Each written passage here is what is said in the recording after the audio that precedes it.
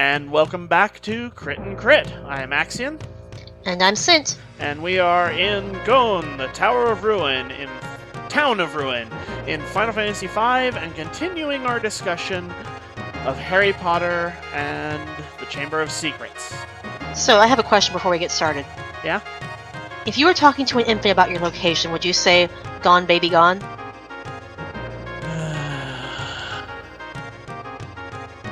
I don't know what you're referencing, but it had the tone of a pun. Never mind. Hey, it's the king!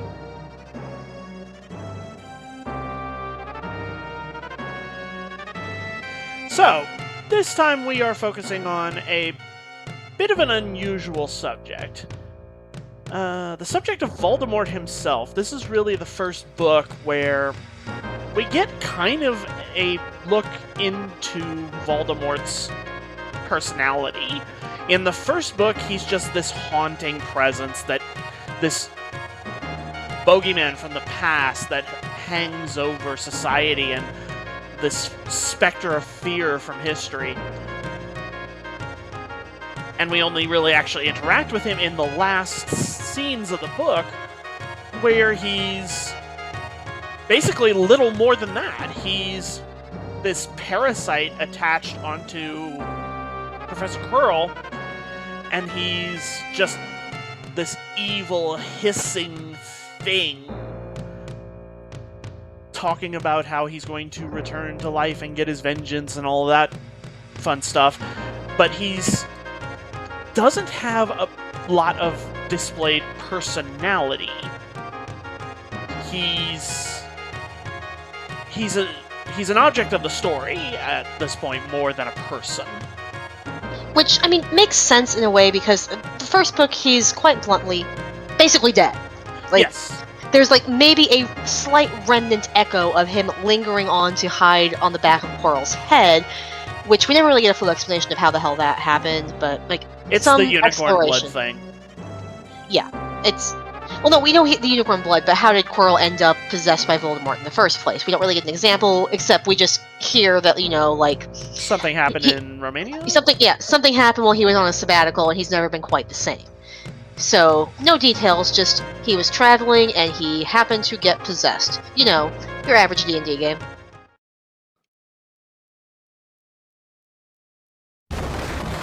Uh-oh. Father of the Year. So, anyway, and that's not, like Scint said, that's not a bad thing. That is a good part of the story, that in the first book, he's just this horrible thing. But in the second book, we see significantly more personality out of Voldemort by looking at how he's portrayed in the form of the journal and the personality of the spirit, memory, spell, whatever you want to call the manifestation in the journal. I mean, we can just call it what it is, but that's a little bit spoilery for Book 6. It's a Horcrux. Right, and everybody knows that from social osmosis. So I'm just going to call it what it is in D&D terms. It's a phylactery. It contains a fragment of his essence. I like this music, it's creepy.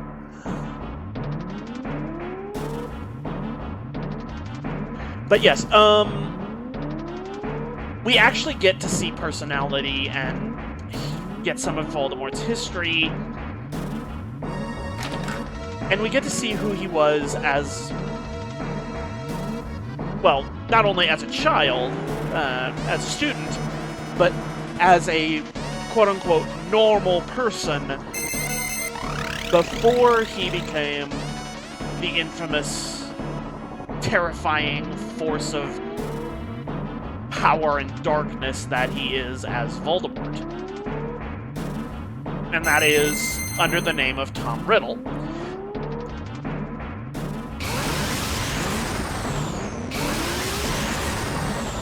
Run, Bards. I think you're in cutscene speed, or were you just stuck? No, that was cutscene. I was not moving. Chocobo.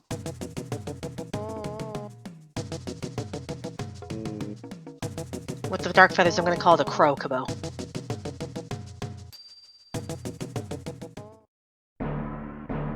They got rid of our Chocobo.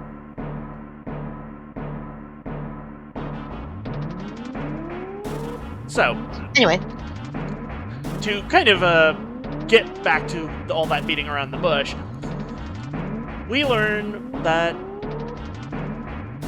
Voldemort, as a child, went by the name Tom Malvolo Riddle. Marvolo. Sorry. And that... Like, it wouldn't matter, except there's the whole anagram stuff, so you have to get it right. I think this door is locked. It won't let me open it. That's usually what locked means.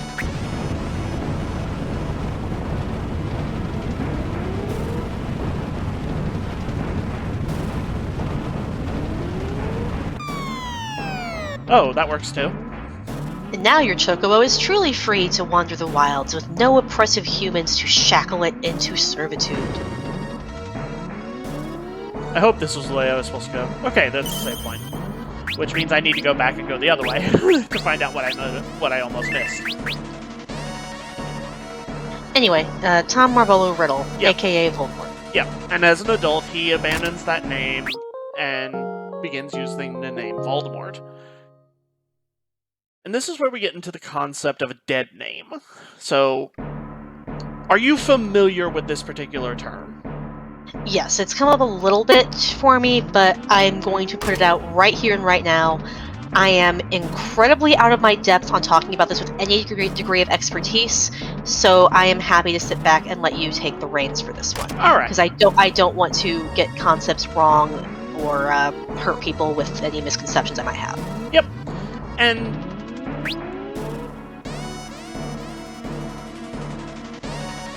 check the planters in the center room. So, To get to the root of things.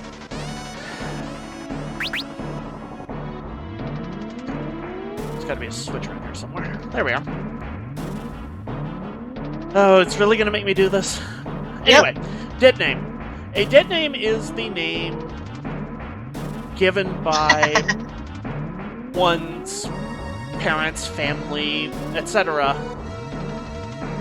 at birth or some other early point in life. And then, for some reason, and the reasons can be many and myriad, the owner of said name finds that name no longer works for them. It's most commonly come up in recent history in the case of transgender people, who are often given a name that matches their birth sex, that no longer functions for them when they come into their actual identity. Down 8, right 2. 1, Right 4. 2, 6, 7, 8, 1, 2. I did it wrong. 1.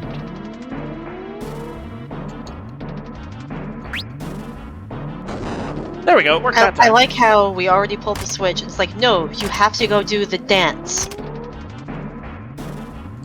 Who knows?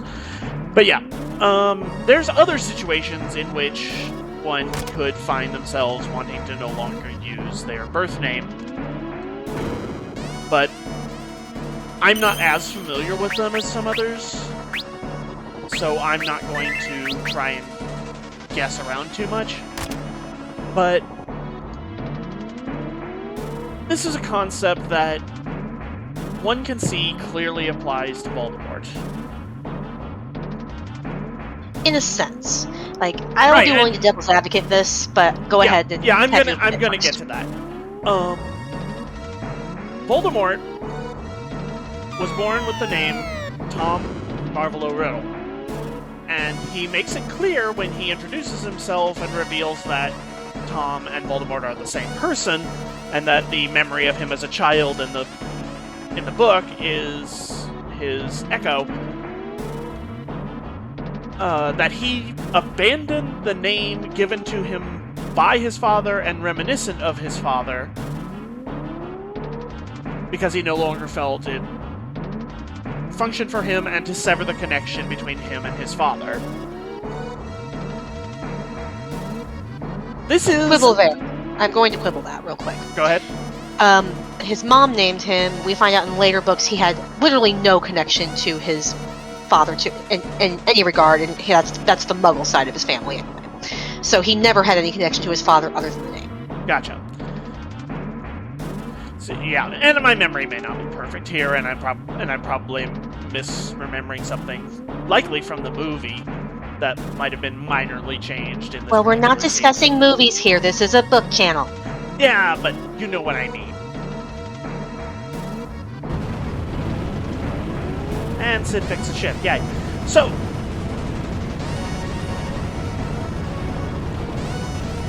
Voldemort is not a type of person that is due any kind of personal respect in the sense of you do not have to respect his wishes or his desires or his goals, or you do not have to consider him a good person or anything like that. But at the same time, this is the identity he has chosen for himself. This is the name he chooses to go by, and he chooses no longer to... This is very loud. No longer to carry that connection to...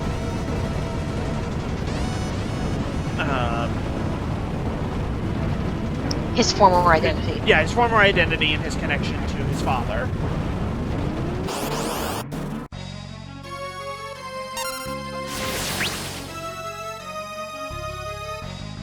Oh, that hurt.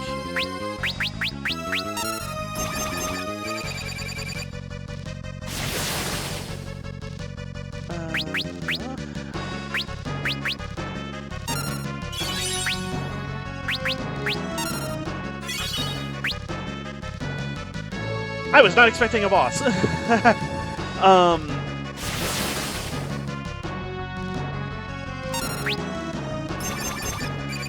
it not gonna let me do this? Oh, there we go. 2,000.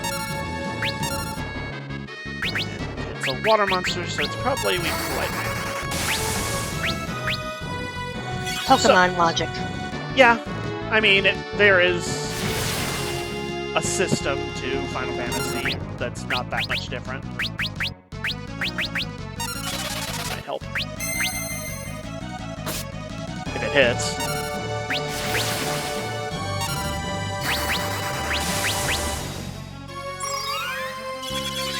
Anyway, we got sidetracked by the sudden boss fight that I was not expecting. Good thing you rested. Yeah.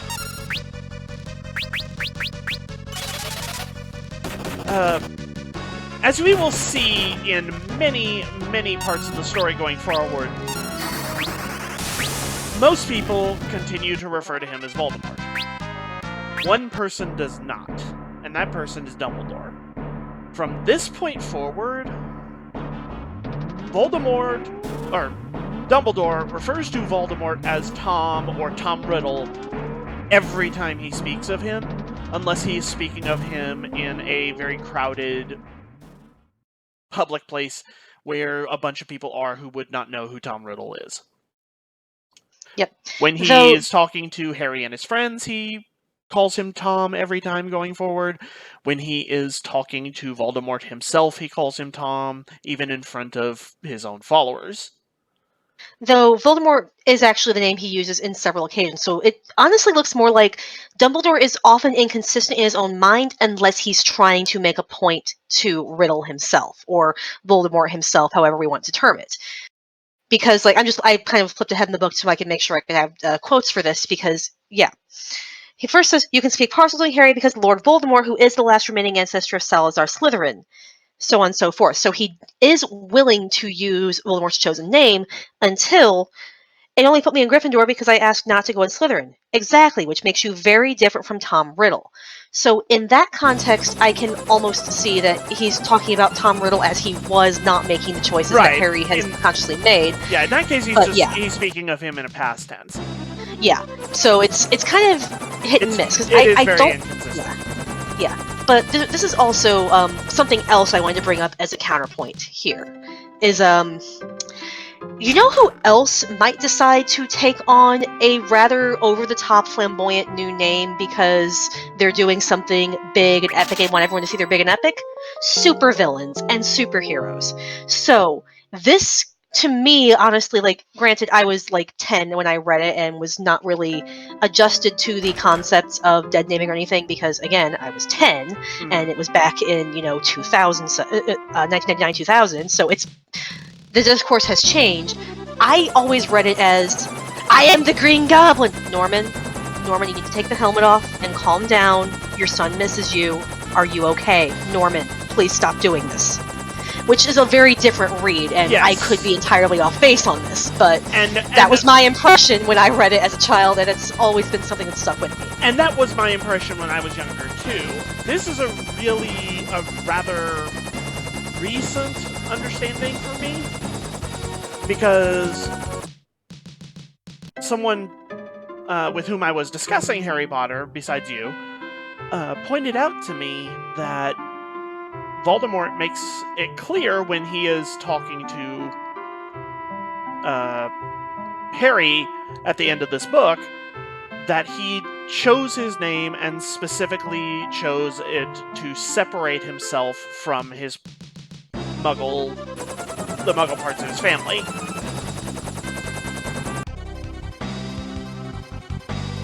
Okay, here's where we're supposed to go, right back to where we were.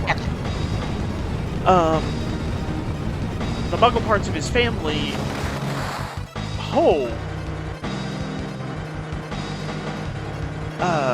and to basically building that new identity for himself. And this, again, this does not make Voldemort in any way a good person, or a person to be role modeled or respected in their wishes and their desires and their goals.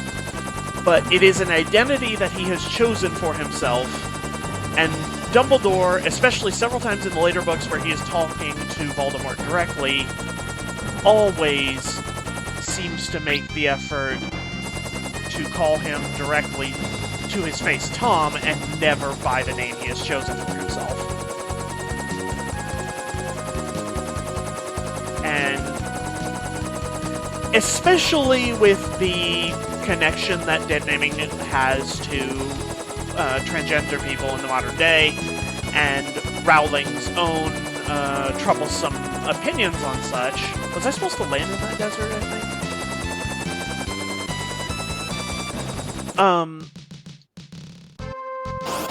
One could read a lot into that.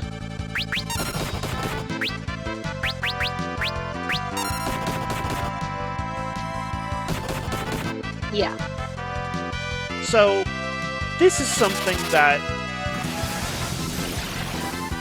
you could definitely make a lot of reading about in one way or another. And we are by no means experts.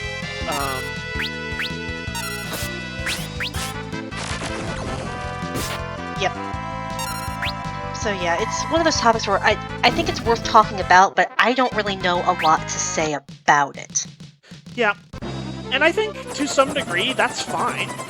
In a case, it may literally be more than the two of us, do nothing other than start a conversation, or maybe point this particular little tidbit out to people who may not have noticed it. Like we both said, neither of us noticed this when we were kids, and Scint didn't even notice it as an adult until I pointed it out to her, because it's not something she's had a lot of personal experience with. Was I supposed to go back to the dungeon? Also, I hadn't really read this in quite some time. But yeah, I think that's probably a good place to leave it, just because I don't really know what else to add.